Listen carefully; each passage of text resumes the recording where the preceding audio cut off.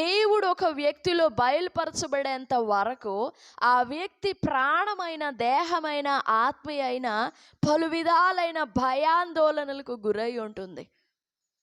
జీవిత కాలమునకు మరణ దాస్యములో ఉండిన వారము. ఈ జీవిత కాలం మరణానికి దాస్యమైపోయిన మనలో నెమ్మది ఎక్కడి నుంచి కలుగుతుంది? తృప్తి, విశ్రాంతి ఎక్కడి నుంచి కలుగుతుంది? కానీ దేవుడు నీ యందు బయలుపరచబడినప్పుడు యు విల్ హ్యావ్ పీస్.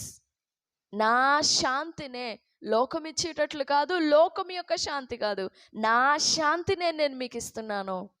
ఈ మాటలు వింటున్న దేవుని బిడ్డ, నీ హృదయంలో నెమ్మది, నీ హృదయంలో సమాధానం, నీలో ఉన్న గలిబిలి అయినా, నీలో ఉన్న ఆందోళనలైనా, కలవరాలైనా, పలుమార్లు పాప దురాశలకు రేపబడు నీ హృదయమైన ఒక బౌండరీలో ఉండాలంటే, ఒక స్టెబుల్ లైఫ్ నువ్వు అనుభవించాలి అని అంటే, దేవుడు నీ హృదయంలో ప్రత్యక్షపరచబడాలి.